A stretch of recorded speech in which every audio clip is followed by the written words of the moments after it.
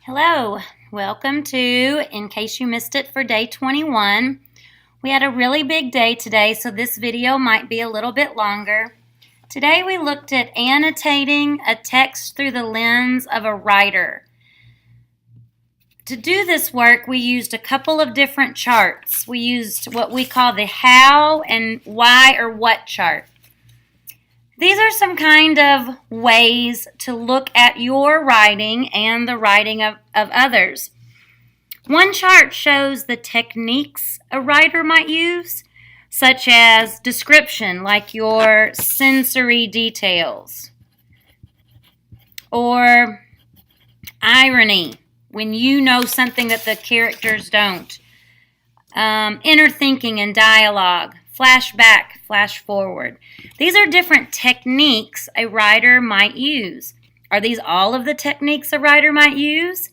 No, but these are some that we find 8th graders are either good at or kind of ready for. So why would we use these techniques?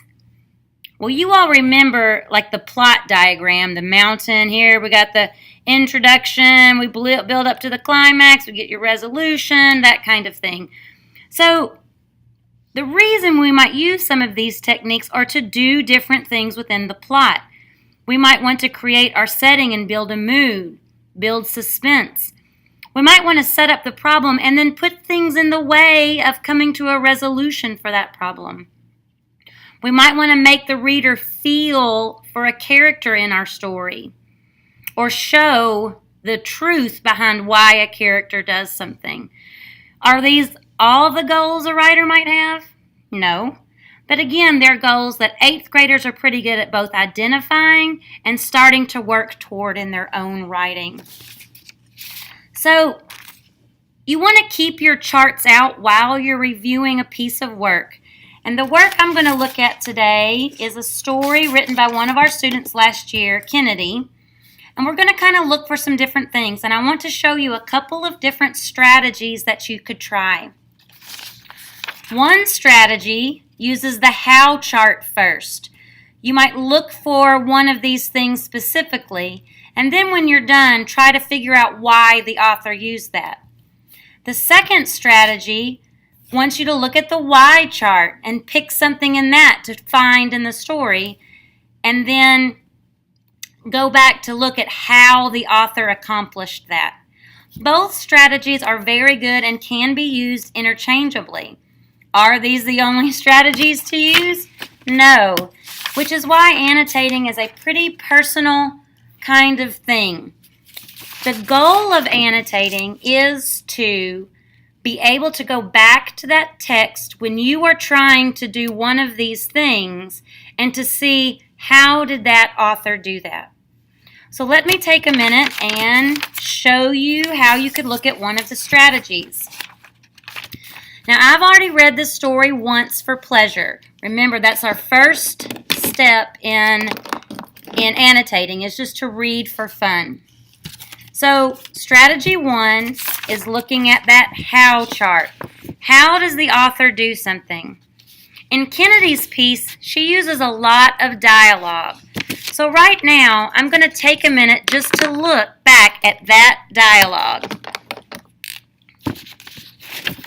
Here she starts in the very beginning.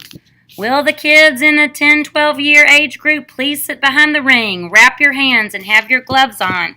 You will be starting soon. I know it's dialogue because it's in quotation marks, so somebody is saying it. And here it tells us the announcer is saying that. Here is a big conversation with her dad. Now, I don't want to highlight every single piece of dialogue because that starts to get a lot of highlighting and for not very much purpose. So I just want to make a note where here is some dialogue, and it's with her dad. So I want to think about maybe how that's playing out. Here the dialogue shifts. There's less of it, but now she's suddenly talking to her friend Scout. So there's less dialogue here, and I wonder if it's more important in some way. We'll see. So my next piece of that strategy is to look at my Y chart and try to figure out, well, what is this author doing with these pieces of dialogue? Here in the beginning, when the announcer talks, it's the only time the announcer talks. So to me, she's probably creating the setting, where they are and why it's important. So they're at some type of place with an announcer, in a group, wrap your hands, you'll be starting soon. So they're at a match, a meet. So creating the setting. That's the purpose, the why of that piece of dialogue. Now her dad's a little trickier. It seems like he's just asking how she's doing, but she's very nervous. But here your dad says, "You're facing your fears, and I admire that." Now she was nervous because she's fighting, but in the end we learn that she and Scout, who are friends, have to fight. So this seems like maybe a little bit of foreshadowing, and that's kind of maybe setting up the problem. This story is going to have something to do with facing your fears. So in this case, the author is using dialogue to set up the problem. So that's kind of like what strategy 1 might look like. So let's look at how strategy 2 might play out. Strategy 2 involves using your Y chart. The Y chart means, well, let's look at a goal a writer might have and try to figure out where the author does that. So one thing I was reading, by the end we realized that Kennedy doesn't really want to fight Scout, and because they're in the same group, they shouldn't fight each other. That's the whole purpose of a tournament, is so that kids in other karate classes can fight each other and you don't have to worry about fighting someone from your own class. So I want to find out where she shows this motivation of not really wanting to fight Scout. So as I look, I see she starts talking about that right here. I didn't notice my opponent until she was standing right in front of me. As soon as I made eye contact with her, we both panicked. She turned to the stands and was trying to mouth words to her dad. I turned to the ref. She's trying to talk to the ref. We're from the same. Then the referee interrupts, and she was mortified. You don't fight people in your own karate school. So let's go into the fight. Scout threw a hard round kick to my head. My head started throbbing and tears were welling up inside of me. I kicked her back just a little harder. So before, she just kicked her away from her, almost as if she's trying to gain her balance to think about what she wants to do. But now she's starting to fight for real. So at first she kind of pulls her punch a little bit. And then she starts to think more about the action. Here, everyone clapped and cheered because she won, but her heart was broken. She gave Scout the biggest hug, and they cried on each other's shoulders.